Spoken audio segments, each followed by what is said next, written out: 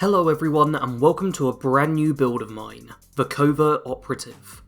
This is a stealth-based character based around a weapon I covered earlier this week. If you're looking for a god build that's going to one-shot the Scorchbeast Queen, then I have nothing for you. Really, that's not at all my thing in this game. If, however, you want a character with charm that gives you an effective way to use a specific playstyle, then you've come to the right place. If you want to jump ahead to any specific sections, then I'll leave timestamps in the description, and I'll also make sure to leave a link to the build on Nukes Dragons for easy reference.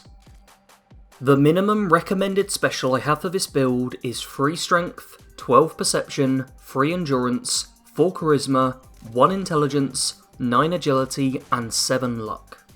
I say minimum and recommended as these are by no means hard and fast numbers. Instead, simply what's required for the particular perk setup I went for. At level 50, this will give you 18 additional perk points to work with, providing plenty of flexibility at higher levels. At its current state, the build has high VATS hit chance, strong base stealth, and decent critical build rate. With the additional points you can work out weak parts of the build, such as strength for carry weight and intelligence for leveling, go for additional utility by raising charisma in order to earn caps faster, or min-max things a little more by raising agility or luck in order to have greater stealth skills or to fill the critical bar in fewer shots. For the perks section, I'll be going through the perks I deemed most helpful for each special stat, starting with Strength. Here we have Travelling Pharmacy, the weight reduction perk for chems. I decided to lean heavily into chems for this build, so I wanted to ensure I could always carry around a good supply of the various ones I was using. In Perception, the main focus was Rifleman, where I maxed out each of the cards for a total of plus 60% damage with non-automatic rifles. Additionally, I went with the maxed out Tent Killer card, giving my rifles armor penetration and a chance to stagger. The stagger effect comes in really valuable for when you want to get in multiple shots without the enemy being able to fight back. In Endurance, I went with Chem Themed at the max rank. This increased the duration of any chems I took by 200%, making my chem consumption much more efficient. I wouldn't say this is required, as you can just double up how often you take chems, but I felt it fit well with the theme of the build and just made things a little more convenient. The charisma perks are really dependent on whether or not you're in a team. If outside of a team, you'll want to have Lone Wanderer equipped, ideally at the max rank. If in a team, the best bet is to discuss with them what perks will help out most. Tenderizer and Suppressor are always helpful in team fights, but maybe you want to focus on personal gains with perks like Inspirational and Hard Bargain. I didn't have any active perk recommendations in Intelligence, however I must remind you all to use the Chemist perk when crafting any chems. For a 1-point perk card, you can double up the amount of chems you're going to craft. Combine that with Super Duper, and you can really become a chem crafting machine. On to Agility now, where we start with the obvious, Covert Operative. As the namesake of the build, it's clear that this is going to be an important card. At the maximum rank, this will make your ranged sneak attacks deal 2.5 times the normal damage, helping no end with getting one-shot kills. To help stack with this, I also had Mr. Sandman at rank 2, providing a bonus 50% sneak attack damage with your weapon at night. To get these bonuses, you're going to want to remain hidden, and, to that extent, I've also put Sneak and Escape Artist as perks you'll want to have. Sneak is self-explanatory. The more ranks you have, the harder you are to detect. Escape Artist is a bit more fun, allowing you to move at full sneak speed without it affecting your stealth rating, and also letting you turn invisible for a second when crouching, helping to evade enemies at a distance who may have spotted you.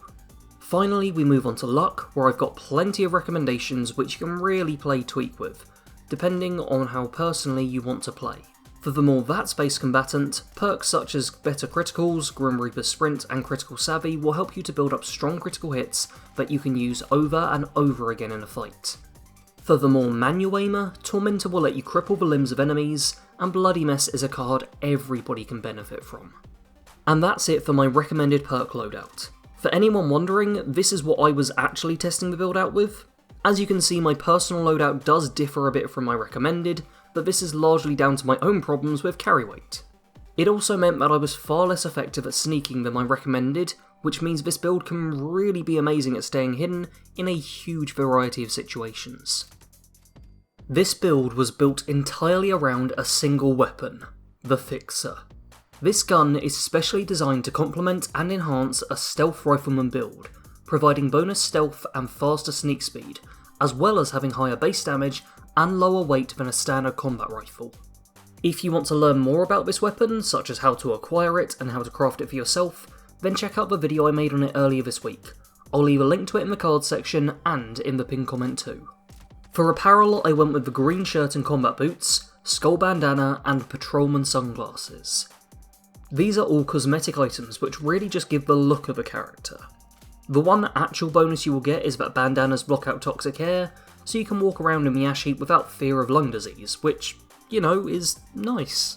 As for actual armour, it's always going to be a bit random as you're likely working off of legendary effects. Chameleon and Become Harder to Detect while sneaking are, of course, going to be of the most help to this build though. I decided that for this build, mutations would be completely optional. At this point in the game, I'm sure most of us have already got pretty comfortable with the mutations we have. Personally, I've been running with Marsupial, Speed Demon and Healing Factor for many months now, and the combination works incredibly well for me, just overall making me more effective in most situations. I will say that, for this particular build, Healing Factor does hinder it a bit by reducing chem effectiveness, but it's never been a huge issue for me. Don't forget that you can take Radex in order to temporarily suppress mutations, a handy little trick I often like to use if I want to get good money for bartering with great mentats. This character is primarily a stealth rifleman, meaning your focus should be on staying hidden and landing precise shots on enemies from range. As you can see from the footage, getting one-shot kills on enemies isn't all that tricky. Make sure you're patient and you can easily land headshots on super mutants and ghouls that will kill them before they can even react. If you do get detected, I'd recommend not sticking around for a firefight, but instead fall back quickly, break line of sight, and then find somewhere you can go back into stealth and reapproach the situation. The damage difference between a standard attack and a stealth attack is staggering, so you don't want to be relying on basic attacks. If an enemy is particularly weak, I'll sometimes jump into VATS and try and finish them off before anybody else becomes alerted to my presence though. To help supplement the build further, I used chems pretty frequently. In the footage you'll primarily see me using berry mentats. These highlight living enemies with a purple haze, making it easy to track multiple targets at once and get a good idea for how to path out enemies. Additionally, it gives a strong boost to intelligence, raising the amount of XP you get. I also used Formula P a fair amount, as it helps out with gun accuracy and crit building. However, this won't be something everyone can use, as it's a reward from completing Project Paradise. The Covert Operative was never given a place inside of Vault 76. He had to take one for himself. Before the bombs fell, the Covert Operative had himself quite an unusual job. He killed people. He killed people for money, and he was good at it. Better at it than he had ever been at anything else. Through school, he struggled with the day-to-day. With no parents to support him and a lack of care for any subject he was taught, he found the whole procedure pointless. He would regularly break the rules, and, after just a few years in high school, decided to play truant permanently, instead roaming the streets and looking for a way to make some money. A chance encounter with a stranger led him into a basic delivery job. Get a package from someone and deliver it to some other bozo. Easy work for alright pay. Don't open the package, don't ask questions, and don't do anything stupid. He kept this up for a fair few weeks before being offered the opportunity to start engaging in more high-profile work. This ranged from breaking and entering all the way up to hits. The latter was what he settled on. After all, the pay was far better than anything else, and it seemed he had a natural talent for it. With a powerful silenced rifle, he would lie in wait for his target to show up, patiently staying hidden until the perfect moment, and then place a bullet through their skull. Despite still being in his teenage years, his record spoke for itself within the criminal underworld, and he slowly worked his way up to more and more valuable targets. The only slight tarnishing to his reputation was a steadily increasing addiction to various chems. It didn't matter if it was the brain-enhancing mentats or the military-made psycho. He was willing to try anything, and some in the organisation felt he might be growing dependent on the substances. Despite this, he still got plenty of work, and early in the morning of October 23rd, 2077, he was stationed outside of a target's house when he heard the family inside start shouting at each other. He had been waiting for the rest of the family to leave in order to have a clear shot at the Patriarch, but now it appeared that wouldn't be viable. They were all talking about an incoming attack of some kind, and referenced Vault 76, a fallout shelter designed to keep people alive in the worst of circumstances. If the world was going to hell, there was no way he was going to join it. Thinking fast, he positioned himself to cover the family vehicle, and, as the family left the house, revealed himself to them, gun at the ready. His target was a rich executive of some kind. That wasn't important to him right now. All that mattered was getting the required information. With his life on the line, the exec spilled the beans quickly, revealing to the Covert Operative a potential way to get a place inside the vault. He fired off 3 quick rounds, killing the husband, wife and their teenage son. Rooting around the corpses, he found identification and Vault Tech papers. Stuffing these into his pockets, he got in the family car and drove close to Vault 76, abandoning the vehicle down the road and sprinting towards the vault entrance. He posed as the executive's son and managed to talk his way into the vault. Once inside, he figured he would be safe no matter what. What he hadn't been expecting was to be stuck inside for a full 25 years.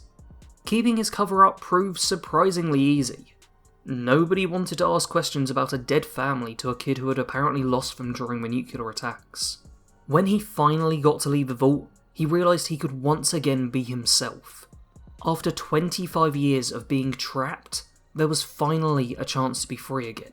In the new world, he would find a way to not only survive, but to also thrive. Thank you all for watching my latest Fallout 76 build. If you enjoyed this and want more content of a similar nature, then make sure to subscribe. Character builds in particular are quite a time-consuming project, so if you want to help them getting made, then become one of my Patreons. Head over to patreon.com/badcompanysarge to support the channel. As well as helping me out, you'll get an exclusive Discord role, your name on the end card of videos, and access to the wallpapers I add semi-regularly to my Patreon page. If you don't have spare cash to support the channel with but still want to help out, then you definitely still can. Sharing videos, hitting the like button, and even just watching to the end helps out more than you may realise. So, if you regularly do any of these things, thank you. That's all from me for now though. As always, thanks for watching. Sarge out.